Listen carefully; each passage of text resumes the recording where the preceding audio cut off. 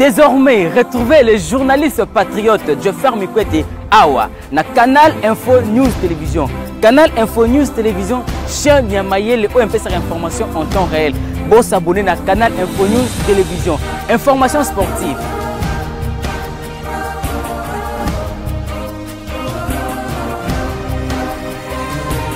Information politique.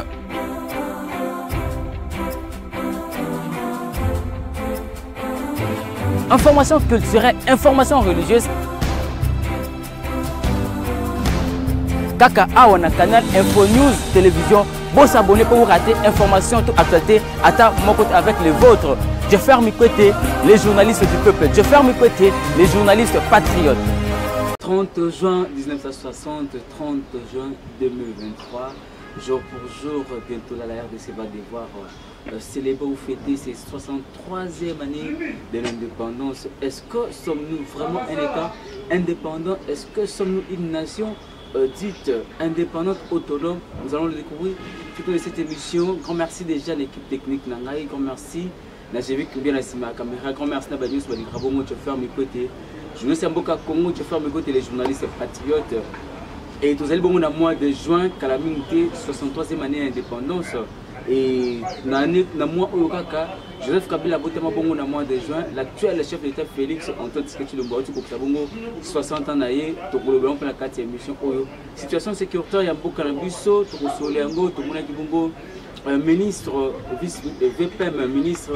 Il y a défense Jean-Pierre Bimba-Gombo à Kitekuna, la partie Estembo Cannabis. Est-ce qu'il y a lieu d'espérer la solution ou il y a lieu encore d'espérer dans la négociation de la 4e émission? Situation sécuritaire à Kinshasa. Est-ce que Kinshasa est là où ils allaient gérer sur le plan sécuritaire? Donc, il y a la 4e émission, moi, je Nestor qui parle à moto. Azali Bongo invité M. comme M. Polele. Azali Bongo au cadre, il y a PPRD, parti chez Mboka, Joseph Kabila. Tout comme un peu cautionné par rapport à ma famille, c'est que le Kabongo, dans la politique, il y a Mboka na Nestor qui parle à moto. Bonjour. Bonjour Ndeko Mikwete, bonjour Naba Yandini Sopi à Polele. Ça fait vraiment un bon moment que je suis et puis moi calendrier en gros je les ai dit moi chargé. Tant on a Kimbela, je n'ai pas hésité parce que les compatriotes mingi bala na Arabie Saoudite. On appelle si Mbote na moi na Mboka Joseph Kabila Kabange.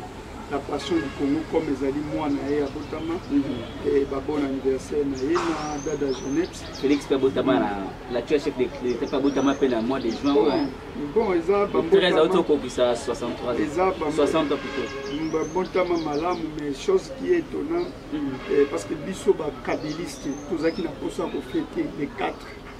Mais moi, je Joseph Kabila Kabange, la passion du Congo, Aye Bisaki Emmanuel Ramazan Chadar, non. Il faut passer la festivité na méditation parce que Mboka ezo tambola malamu te bande ko bazali ko kufa na est na ouest pe koto ndenge moko mona na bakwa mutu ainsi de suite même à la ville province à Kinshasa bato bazali ko kufa moi Mboka Joseph Kabila Kabange viki ala kana passion ya Mboka alobaki non Emmanuel Ramazan Chadar vraiment Chibanda passer la festivité na méditation pour simple pour compatir na bande ko nyosito bazali pe ba victime na ba o bazali ko perdre bande ko na bango et tu as qui ko kamwa nini mwana Mboka Félix Tshisekedi le président de la République garant ya bon fonctionnement ben institution commandant suprême baï ko sala ka ba fête pendant que bande ko ba et c'est toute fête ne tombaki le 13. Et puis une année, il y a des rebelles, des terroristes. Mais le régime Félix Tshisekedi est sali, effectivement, il y a des jouissance pendant que ils sont toujours dans la jouissance. Dans le monde de Komikwete, ce qui est lingi, mopaya ayoka pasi, oyozo yoka pe ya compatir na yo. Yo moko faut une attitude ya pasi wana. Mais Félix Tshisekedi n'a pas ça. Les 13 jours, donc, que non, c'est la même date où Bounagan est sali une année de Komikwete. C'est-à-dire, vous imaginez une année de quelle manière Bande Konabiso, Bazani, la Bounagan, Bazani, Covid, n'a pas stress. Ouais, au PC montant là-bas, on ne fait pas la fête lorsque ça brille chez les voisins. Raison. Et puis pire mais encore, les voisins, c'est pas naïo moko. Et puis pire encore, on a perdu ces 13-là, plus de 46 personnes, compatriotes, on a béni. Mais les régimes, les autres, les bango, le côté, oui, et ça l'ina kele, namoni, basalina banzembo, nabanyambe, tokomi wapi. C'est-à-dire, Félix Tshisekedi dans le régime, balongoli mawana ba congolais. Mais c'est pas que Félix et l'autre guerre qui a empêché Félix à fêter parce que déjà pour Natinda qui tout le monde a délégué déjà ba soldats, soldats on va bien équipé parce que pour nous qui va empêcher chef d'État à 60 ans quand même. C'est les garants un bon fonctionnement à l'institution. Tango, ils ont le rôle à mon moto. Tango musapi, on dit attaque non seulement si comme mesure na musapi, dans les autres moments au Kakapasi. Mais comment Félix Tshisekedi mboka ezali mobimbate, ils ont ça les pas cité. Mais c'est étonnant. Comment ça mobimbate, cela veut dire Munaga natilelo. Kishishe, Kiwanza, Kibumba, ba territoire non seulement ils allaient sous occupation. Aujourd'hui, force régionale, est-ce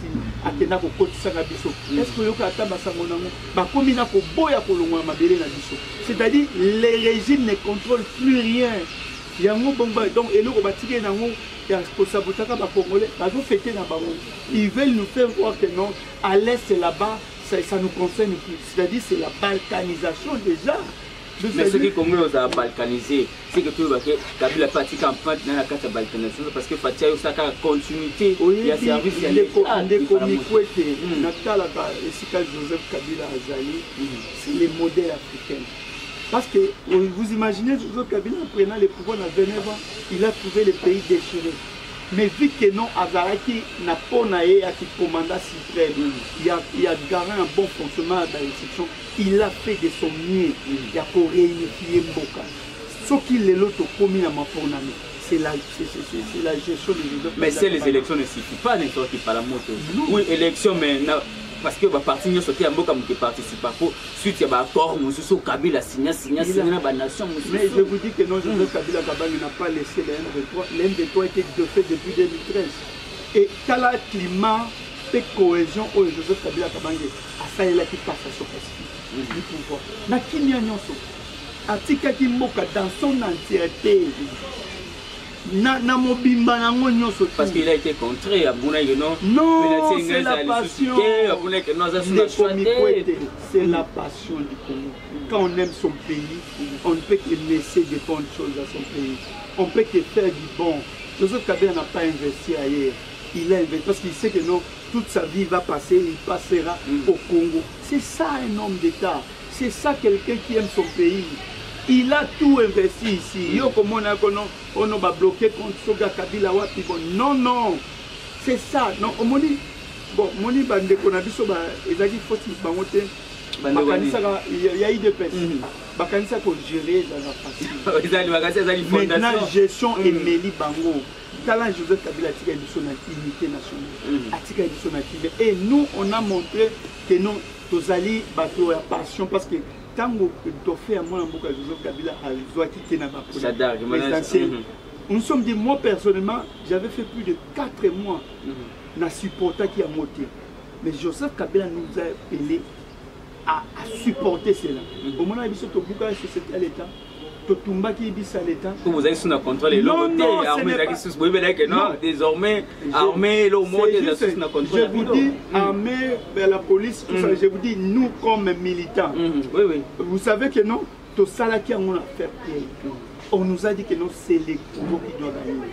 C'est les Congos d'abord. C'est-à-dire, il faut accepter que non, au vent d'apé, et on a accepté cela avec beaucoup de tolérance. Sauf qui est acquis dans des personnes mais ça va se préparer pour 2023. Parce que le peuple est à tout côté. Parce que le peuple est au côté. Mouton pour voter Félix Tshisekedi Azate. Vu qu'il n'a pas de volonté.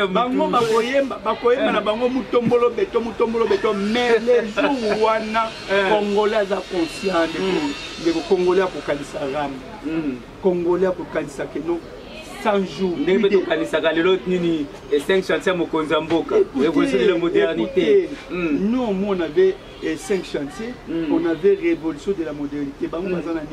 Parce qu'à cause de 5 chantiers pour révolution de la modernité, nous avons plus de 4500 km en Zéla. Nous surtout aujourd'hui, Félix. N'a pas parti au moment surchargé. Non, mais ça c'est autre chose. Pour confondre le côté. Nous avons aux Monana. Nous avons ce qui est l'autre, nous avons Transco. Transco, moi, je suis une société avec plus de 500 bus. Mais aujourd'hui, comme moins de 200. Atiki Congo avec 4 avions. Les autres, mon coco, tu es là, comment Matindika. Atiki, esprit de vie, Baboma, esprit de vie. Baboma, qu'on a vu la Kinshasa, Baboma Transki. Ils n'ont rien proposé. Ils sont là, ils ont détruit même Oyo Batiki là qui bango. Pouvoir d'achat à Congolais, les commis wapi.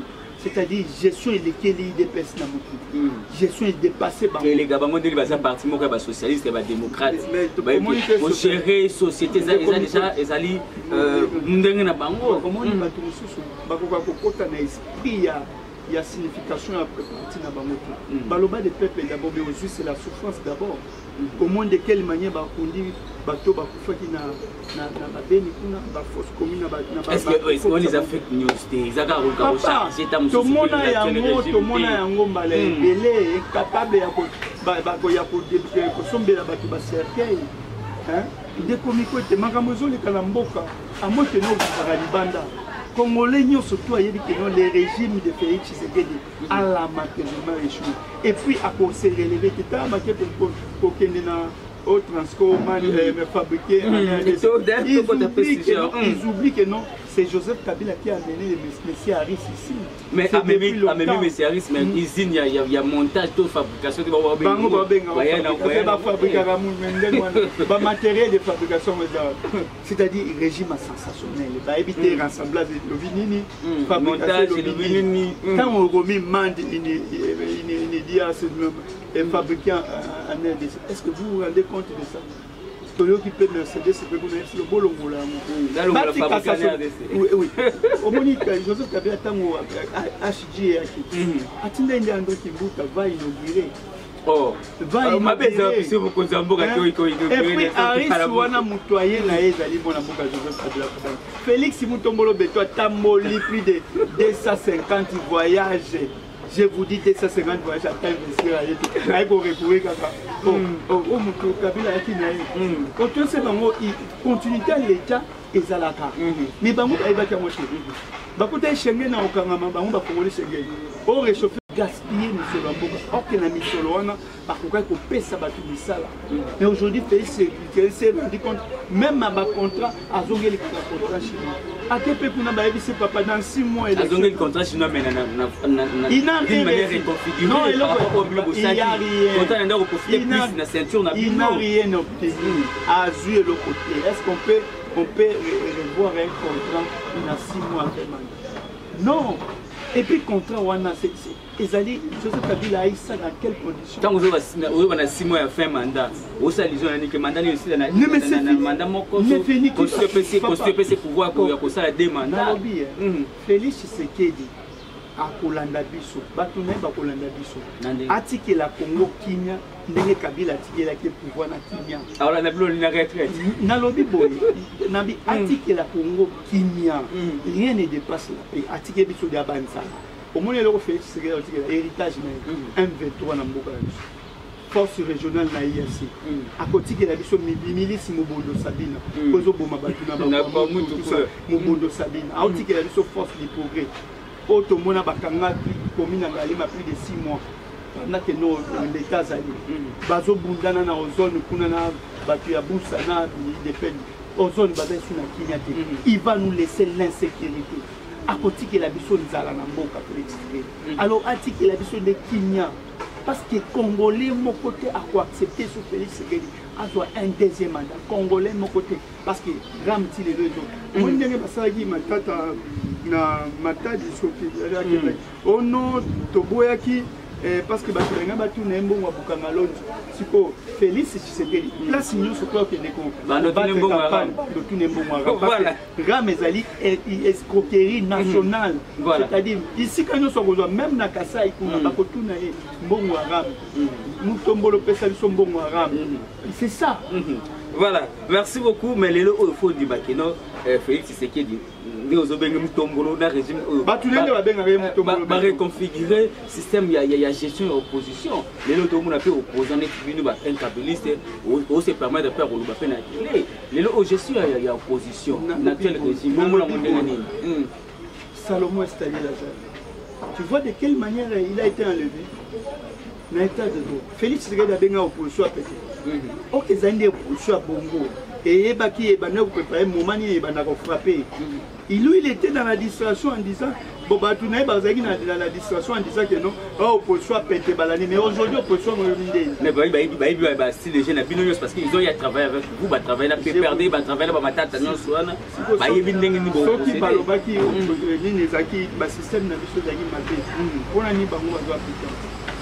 et Félix Tshisekedi a fait ma démocratie dans le Congo.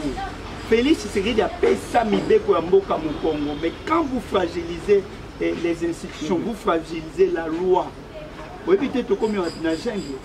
Tu sais que nos pays comme Congo et Kofi n'ont jamais pour gérer, vous allez gérer dans la frustration. Vous voyez ce qui se passe dans le Soudan. Les gens se battent dans la capitale. À peine capitale, les gens se battent.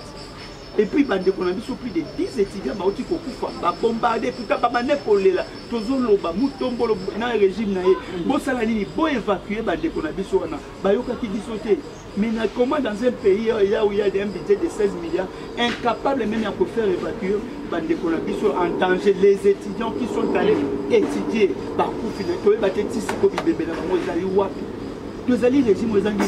opposition aujourd'hui, est-ce que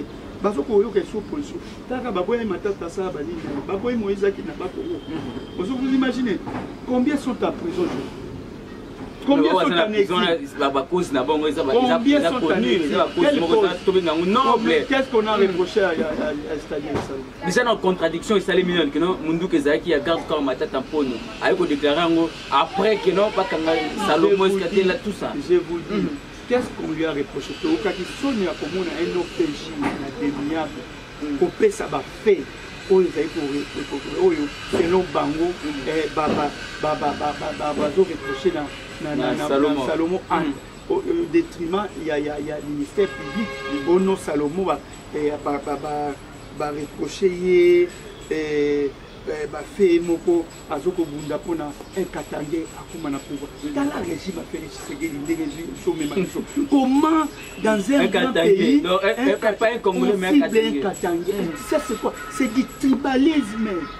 Si nous Félix Tshisekedi a dit que la biso ngana bossa na tribalisme pointu à outrance.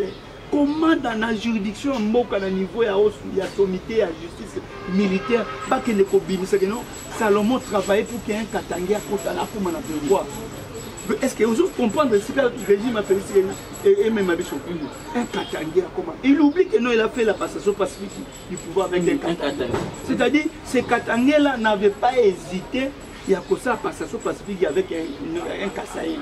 Mais lui, c'est pour lui, il se dit que non, seulement les gens se battent pour que un Katangé reprenne le pouvoir. C'est là où on confirme Malobaya.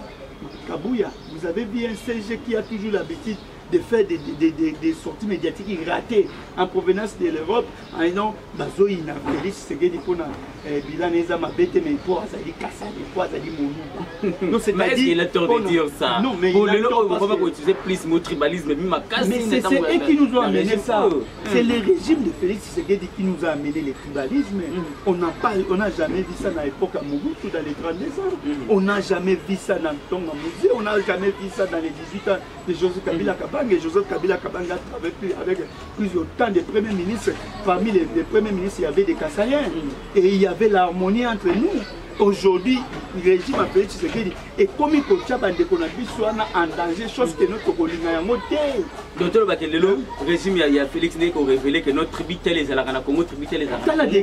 T'as la degré. Et puis encore un rapport, on a dit que non, Salomon bakuti azaki na contact ya na bato ya M23 et moko na bango aza capable même ya koya ko témoigner, mais ça c'est grave. Moko ba M23 aza capable de témoigner, mais ça c'est grave. Félix Tshisekedi a crié dans le monde mouvement que non, ce mouvement c'est un mouvement terroriste. Mais comment ici à Kinshasa ils ont un terroriste au pays? Azali a bako memeya ko témoigner et puis ba relation peu facilement mais bango ba bosani que non, les garçons là Ngoma a toujours l'habitude de déclarer que non, ils ont été logés pendant 14 mois ici dans notre pays aux frais de l'État. Mais qui nous ont amené les M23 si ce n'est pas le régime de Félix Tshisekedi? Aujourd'hui, où est-ce qu'ils sont? Ils nous ont dit que non, oh bah au cantonné bango, on a la manière ma baboli, oh comme il a quand il y a Rumagambo, mais Pembe n'est qu'à 30-40 km na Goma. Et aujourd'hui, avec Félix Tshisekedi, il y a l'activité IAC. Mais les forces régionales, pas tout le monde. Non, il y a processus pour que il y a des diplomaties. Quelle diplomatie? Il a échoué sur tout le plan. Il devait laisser, il avait trouvé une main forte républicaine. Il était témoin, il a témoigné que non, Joseph Kabila lui a laissé une armée forte. Donc Félix Tshisekedi a tué l'armée congolaise. Il a tué l'armée congolaise, il a tué la police. Et il ne fait que critiquer cette armée. Akena la police européenne, c'est une activité mais Félix Tshisekedi, pendant les 4 ans, qu'est-ce que vous avez fait pour cette police? Même dotation à Pamba Teni. De quelle manière ces policiers sont en train de vivre? De quelle manière ils sont payés comment? Pendant qu'ils les avaient promis que non. Les policiers ont créé une sécurité pour nous. Mais je vous dis, ils ne sont pas contrôlés. Il y a quelle politique à la police aujourd'hui? Même dans notre armée. Avec les vice-ministres et intérieurs de Peter Kazadia, il y a eu des action à Liboso, Peter Kazadia, Salaki, il y a aucun négociation, moi, on a 12 ans, sur la partie. Au moins, un hôpital a commis au PG. Espérons que non, mais Peter Kazadia, ministre intérieur, a aussi la mieux parce qu'il est de l'île de paix. Aujourd'hui, vous oubliez que non, c'est hier, les Bourgmestres de Makala étaient sérieusement attaqués. Dans la résidence, on vient attaquer un Bourgmestre. Mais j'étais là avant-hier, une affaire, il y a 1290 communes présentés devant l'autorité de l'État. Tout ça qui va là. Nabi, Bourgmestre attaqué. Mbosso Alela, nous ne sommes même pas en mesure de contrôler notre fleuve. Quand l'institution le Parlement est là, que tous là même plus à mesure à contrôler les fleuves. Mais le régime est déjà au bout des souffles. Au moins, il y a un deuxième mandat, ceux qui sont au bout des souffles, pourquoi ils ont la certitude de gagner l'élection une fois que en 2023? Ceux qui ont la souffle, certitude de les autres. Félix Tshisekedi, dans le régime, il y a une majorité. Il y a famille politique à Joseph Kabila. Si je, soi-disant, c'est la famille politique de Joseph Kabila qui était un sujet de blocage. Mais 2 ans après, Tokomi Wapi. Mais pire encore, ce qui m'étonne un peu, de voir que non, le régime de Félix Tshisekedi demande aux Congolais de lui donner encore une majorité écrasante. Pendant que non, le régime n'a pas une majorité déjà, il n'a plus de 360 quelques députés. Sur le premier mandat, il y a essayé à comprendre, à le système, le blocage à déboulonner. À déboulonner, non, le capitaliste, et puis à instaurer ce système. Au moment où briguer magistrature suprême, il faut avoir déjà l'idéal en soi. Il faut avoir un contenu. Tu ne veux pas jouer un ballon. Il y a une équipe nationale. Oh non, non, et si Bakite Fona qui négocie, comment Wana Ezali incompétence de gestion. Le régime n'a pas été préparé. Mais de preuves années, il ne fait que tâtonner. Dis-moi quel est l'idéal de ce régime. Il n'y a rien. Mais du moins, Félix a fongoli Congo, il a ouvert les Congo face à monde. Au contraire, dans le monde entier, Félix Ndazo finit sa Congo. C'est partout comme les pays les plus pauvres. Pays les plus riches en détournement. Tous les numéro 1 à détournement dans le monde. Détournement. Tu gagnes le monde. Dans le monde, tous les numéro 1 à détournement. Mais dans la période, il y a Félix Tshisekedi. au Baloa qui est non sincère pour y aller état de droit. Numéro 1 à monde dans détournement. Maintenant, on va passer confiance. J'ai amené les francophonie et vous allez bientôt leur organiser. Un mot d'abord par rapport à la lobby boy. Et ça pour pour étonner Félix Tshisekedi dans le régime Baboya qui audition un fichier électoral en disant que non, c'est contrôlé par celle qui est représentante, c'est une Rwandaise. Baboui, dans les 5 jours, dans les au lieu de 30 jours, on ne peut pas auditionner un tel fichier, ce fichier-là dans moins de 5 jours. Mais Baboui, que non, il faut qu'il audite le fichier parce qu'ils ont dirigé par une Rwandaise. Chose étonnante. Comme on a mis sur les autres, on a frappé, bandimi, frappé. Papa, et pour rater, madame a frappé. Na lobby frappé pour rater. Bango baratara frappé. Papa, bandi, mais puis on s'est dit le bambango, ce qu'a mon côté, mais on t'a la résité d'Agamuke. Si les Kende wana papa, na émission. Wana bazo frappé. Yo on peut ça raison. Au moins il y a tout ça nous après j'ai francophonie. Il y a tout ça parce que pendant francophonie on doit faire observation. Il y a pas que non on peut pas frapper. Il y a pas moins la tamate. Wana ezali bokoko pona bango et pour rater bokoko. Wana bokoko. Bango frappé. Attends pesi bango somba kazi à masanga. Ba frapper ngo. Au lieu de 12 bouteilles, il y a 10 bouteilles. Oh, tu m'as répondu. On crée ça. C'est ça qui m'a frappé. Si vous pouvez auditionner l'électorat. Mais on dit parce que j'ai francophone, Mouchikwa Mwana Yen de Avocat Taliban. Oui, oui. Ne pas commettre ma boko, ne pas mettre la Kagame dans la partie. Vous comprenez? C'est-à-dire, baza battu à sensation. Ne bazana bazo s'approcher dans Nyonson. Nyonson, occasion d'opportunité. Il y a bisanga seulement que non, et l'eau qu'on y au régime Simba, et bandier par des études à ce qui est réussi. Il y a des journalistes, aux alliés moutoqués dans la terre. Et l'eau qu'on y au Congolais pour retenir. Que non, bah si deuxième projet. Bah il y a justice sensationnelle. 100 jours, et c'est le seul à ici des câbles.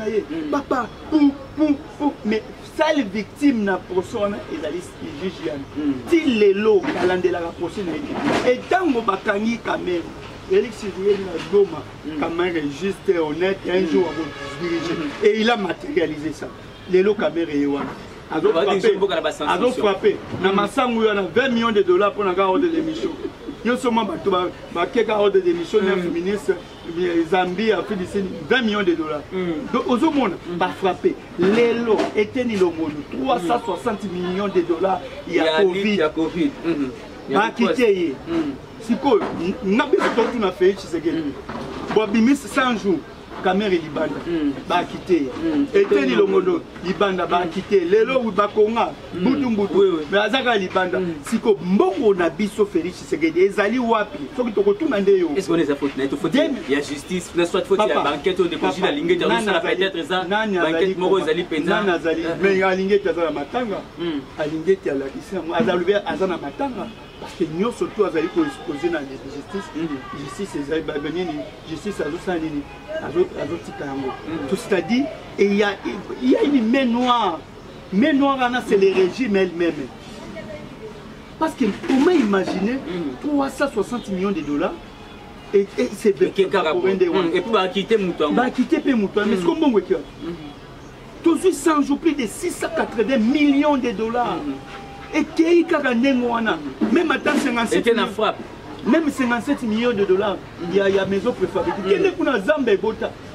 Mais Bazo s'est moqué. Les Congolais, on a mon Zoba, à qui ne comportent vous blaguez avec tout. Mais c'est quoi Tombolo quand même. Non, il est de père et de mère. Non, mais père et de mère, à la légitimité, deuxième mandat. De père et de mère, Azol là, il s'est congolais dans ça. Azol là, il s'est congolais dans l'insécurité. Dollar, ils sont maintenant. Ils ont Kabila, ils ont Kabili, ils ont incompétence. Félix Tshisekedi a mérité ce que j'ai remarqué parce que nous surtout à l'Obaka à Salé la Kango té au lelo congolais nous surtout habité non Félix Tshisekedi a coquissé comme Maloba na été tout le bandengani est-ce que vous le bossez Alors que certains de nos pays c'est l'élection canadienne awa. On a quand même la carte d'électeur. Est-ce qu'enrôlement ça n'a pas eu Congo? Enrôlement c'est ça la mec. Carte na yo on a l'accès ba Congo les ba écrit et c'est limité. Tous en a problème toi na molé de mon ils a problème de conservation. Na lobby mais bazali ba fouter. Oh il y a 2006 et les za pour il y a 2000 non, ezali bango de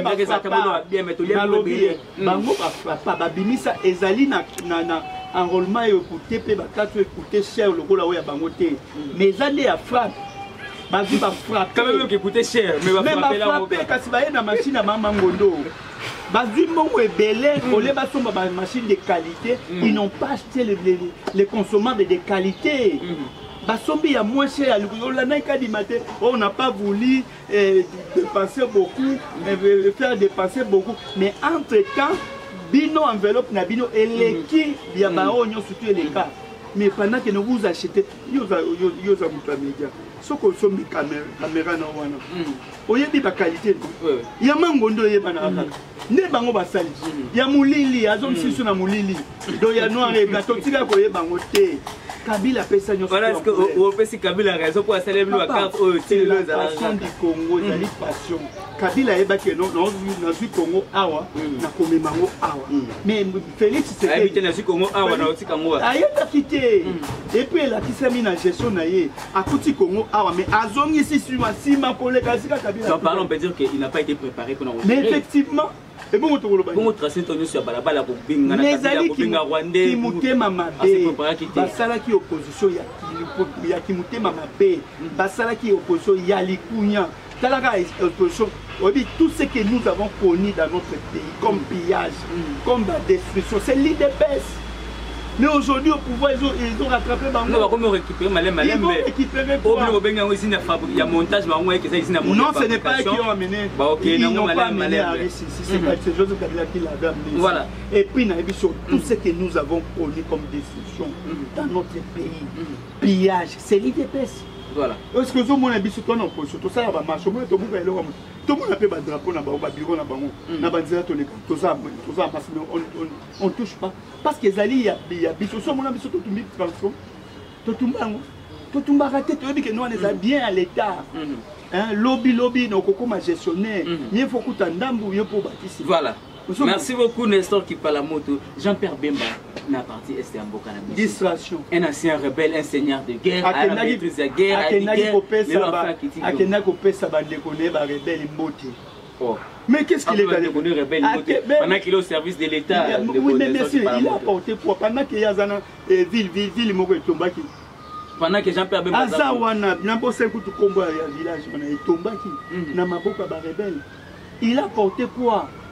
Yemotomoni tala sécurité a minga ta koza mutalibo sauté donc ba entouré yé donc Jean-Pierre Bemba après ça mutalibo papa siko Jean-Pierre Bemba siko batu bazolo ba oh non Jean-Pierre Bemba kena est donc Jean-Pierre Bemba ndia comme commandant suprême botinda Félix c'est yenda lobaki okende pouvoir nga ke nga bo ça non azali commandant suprême le nga bolinga bo ça peut-être bolinga akende nga pour ça obi pouvoir ya lokola soldat alimi pour kufa pona mboka.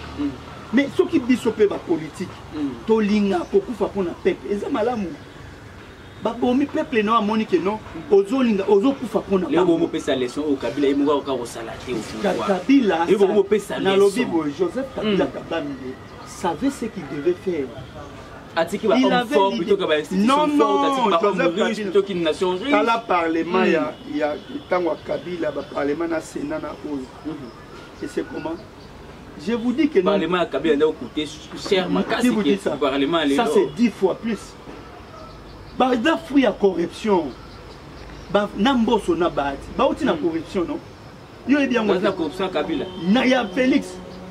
Parce que bango nyo surtout ba bataille campagne namboso na bati lukwendo. Bazaki batu ya FCC. Bazwaki misolo ya Kabila bake ko ça la campagne. Ah Kabila Félix a sombi bango. Oui effectivement mais congolais nyo surtout ayebi yango. OK. Na lobby baza est-ce qu'ils sont à l'aise na notre pays est ça réduit maintenant. Parce que est-ce qu'on a encore des hommes vous allez c'est une autre travailler dans toi ça mais non papa Kabila ça qui ton dictature Kabila n'a jamais été dictateur. S'il était dictateur, mais c'est l'opposition n'a pas le pouvoir. Non, tout le monde a dit que Kabila ni loi qui n'a parlement, les communes à Sénat, Sénat, tu n'as jamais vu ça. Mais les lois, vert. Donc, nous sommes tous des soubassements. Et elle frappe la mort. Donc, on a une chambre, il y a sage, ça ne représente plus ça parce que le président, a fait un fruit, il y a frappe. Donc, il y a fruit à frappe, bâti le Kwebo, il y a fruit à frappe parce que Azwa qui mis sur le Kabila, il y a déposé ma candidature, y compris à Yemoko, y compris à Yemoko, mon Azwa on a FCC, n'a pas tout à FTC allié, Bazwa Tambon on a FCC. Baké la candidature, basale liango pe campagne, babimi pe mnenga babima ba député, mais na famille politique boni na pour la législature, bokomi na nga mususu.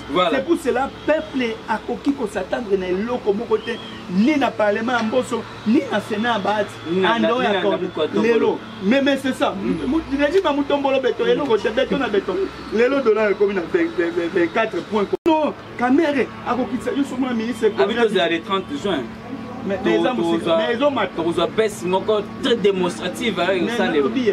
Kamere Azan et c'est moi zongeli frappe. Azan zongeli frappe, bazongeli cop na bangona mona mai na ye. Hein? Baye binde batambolaka. Au moins que azongi a comme ozonga fort. Au moins ni nani obilo mbawaza i contre. Babuki mais peut-être ba interdire même abima. C'est-à-dire on est en conséquence. Voilà, merci beaucoup. Tu as commis presque na souka. Mais malem peut romber à côté. Chez Bino, tout le monde a les rois mini Congo. Na si ça qui tant ou bemba qui na na loba quand bemba zali VPM il y a défense. Tant ou première réunion na bango na conseil Félix Sakumisaki. Abina na oublié Jean-Pierre. C'est-à-dire, à mon avis, c'est-à-dire, hier à la bagarre. Mais à qui ne s'en a rien à Bunagana, à qui n'a Kibumba, à qui n'a Kishish. Aujourd'hui, force régionale. C'est un défi alors. Non, mais c'est un comment. Azali fait permis à défense. Et puis un ancien rebelle, un ancien seigneur de guerre. On nommé un ancien rebelle. Il y a Yebi qui n'a un état de rébellion, ni n'a pas le. Est-ce qu'il y a ça la bataille à Madé? À quoi ça la bataille à Madé? On nomme Baboussa et Amouis Sikuna. Et depuis qu'ils sont nommés, qu'est-ce qu'ils ont apporté? On a se plaindre que non, les M23 se renforcent. Mais tant que déjà à niveau de la sommité à Mboka, dans le conseil des ministres, ils sont plaintifs. Mais dites-moi, solution et puis Tolobi, Félix Tshisekedi n'a pas l'attitude d'un pays qui a agressé. Zelensky depuis à Zawana, son gars a fait anniversaire. Zelensky, aussi a fait anniversaire. Zelensky a boyé un costume. Aboya costume. Aboya na avion izanga. Oh avion, voyage aboya yango akendaka esika ka solution. Mais aujourd'hui Félix Tshisekedi azo la tam su pas dit que non guerre na biso utara libanda lo fa kinda landela mo libanda pas négocier ngo aussi là. Félix Tshisekedi a négocié guerre moi. Côté nous surtout ba dit que non, bino ko nyonso na bino monde ko créer. Parce que déjà quand on logeait M23 pendant 14 mois, et que les Libanais pas comprendre qu'il y a des arrangements. Il y a un garçon à Tengo, ma vie que nous, Bazaki n'a pas contre le régime à Kabila. Ce Kabila a le pouvoir selon les bancs à Kanisaka. Kabila a le pouvoir. Il y avait ce qui s'est préparé avec l'opposition à l'époque. Donc parler de non, Kabila n'a rien à voir avec. Il n'a rien à voir. Tout ce monde. Pour préparer pour Kabila. Alors comment on va accuser ce Kabila? Au monde Nzambe azaka juste. Dieu est juste. Au moins Joseph Kabila Kabagé. Bateau Belé faut passer pardon parce que Belé va passer déjà aux avis. Pourquoi? Parce que on a un cher aîné dans la salle to senga Kabila pardon. Kabila mutema munene. On a donné une nationalité à Kabila. Babenge ba Congo, est-ce que sommes à Kabila Kabatona? Aujourd'hui, combien des opposants, combien sont en exil, y compris vous des journalistes, les Kinabiso local, Azawapi, Baperoloa, Bazawapi. Mais voilà, les régimes azongisi biso na recul même la démocratie. C'est là où on voit la valeur au Kabila Zaki Nango. Boko Tonga, Bofingi Mama Olive, Bofingi Yemoko, Bosaliboy. Mais il n'a jamais répondu. Voilà. Et aujourd'hui, la passation pacifique du pouvoir, il n'avait pas hésité. N'a parti au Finga et matin, midi, soir, il y a une passation pacifique du pouvoir. Et puis, il y a une nation qui a pour Finga. Et ça parce que les gens ne pas féliciter. Oh, Banyanga la Kata. Bakombataba, moi maman moko ya mubange, ainsi de nous surtout, c'est les seuls vraiment non, c'est la passion. Oui, oui. Silence, supporter. Il faut qu'on dise que non, qu'on subir, qu'on supporter, en fait que dès que vous répliquez, et raqueter. Voilà. Même dès que vous provoquez un moment en boca la passion du Congo, provocation, que non. Un commando à côté de la fondation musée, à saboter, à forcer coffre fort, à banzi. S'il vous plaît, est-ce que vous avez mutu normal? Mutu normal, fondation musée. Et puis, il n'y a eu aucune déclaration de la part du gouvernement. Aucune déclaration, même ce que Zaki demande. Mais menez les enquêtes. Hein? Menez les enquêtes. Prononcez-vous. Parce que au monde a bango se prononcer à prononcez-vous.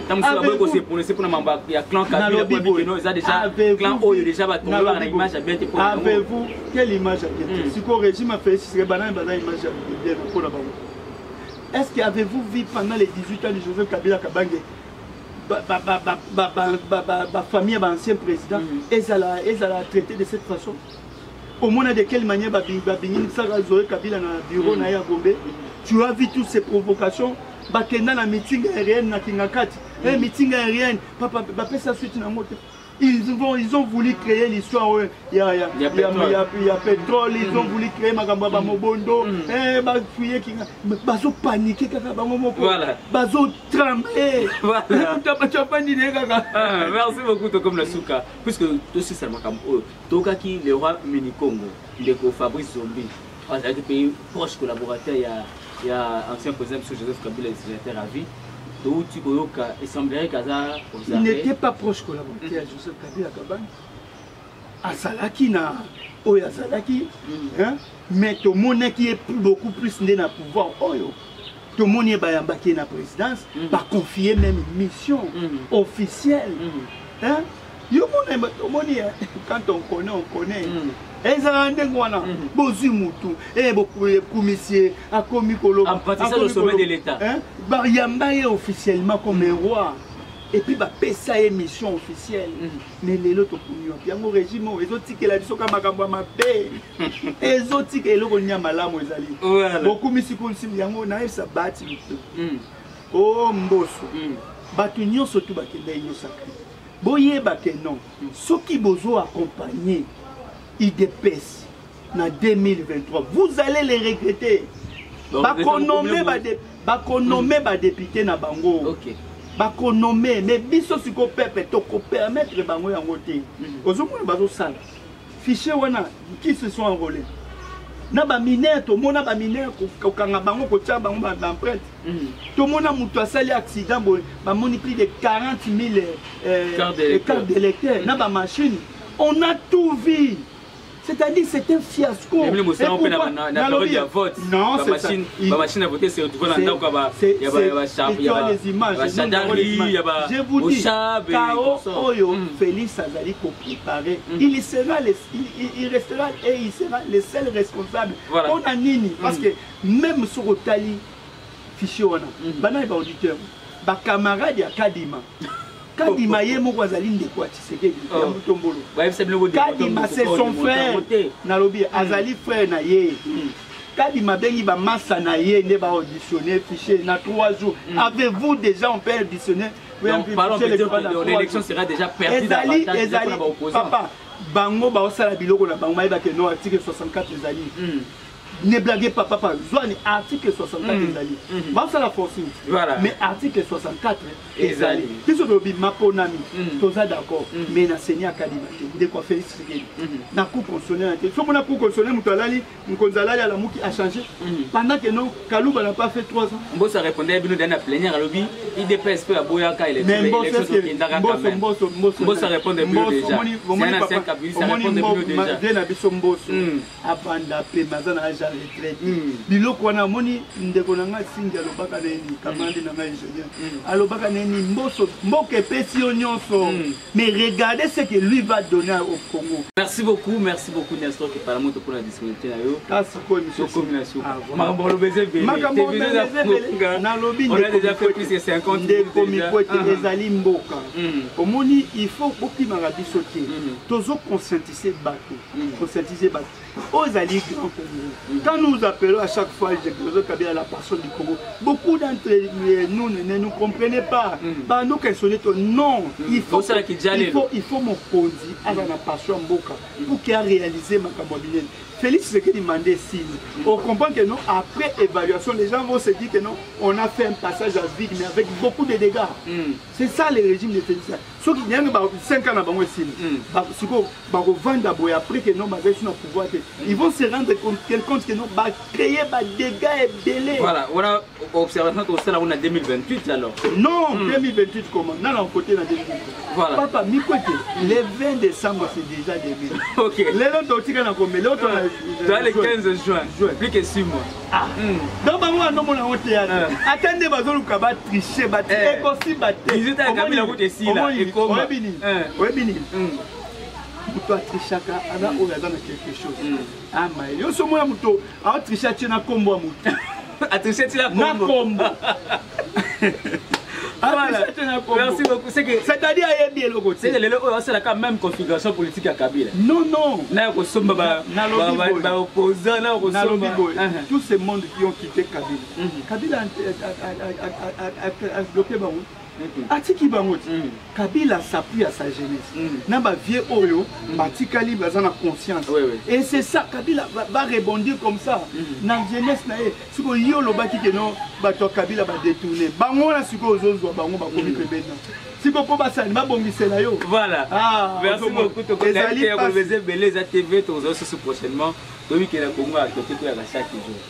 Moi, Nazali disposé, disponible à tout moment. En dehors, il y a ma tractation, après c'est mais Tozaka kana Congo voilà. Tolina Congo. Non, aujourd'hui, ce qui me fait mal, c'est quoi? Jeune aligné kaka et si comme personne a posté de c'est ce qui détruit. Ils ont détruit même ma venir, même carrière. Aligné kaka si comme toi na poste. Na ke kokota kuna parce que a kopé sanama. Mais idéal en soi exacté. Nous nous sommes restés Kabila fait 18 ans, je n'étais même pas beaucoup merci. Nazala qui attend na poste mon côté. Mais je suis resté kabiliste. Idéologiquement. Na lobby que non, non, mais que soit rattrapage ezali conviction d'abord. Biso toza fruit ya nationalisme. Lumumbiste, Fumukimbangu. Muséiste, kabiliste. Donc c'est-à-dire, ezali idéal d'abord. D'abord, Nazala na poste, je dois avoir l'idéal pour mon pays. Voilà. Parce que l'objet qui n'a eu poste, n'a pas le rôle à y détester.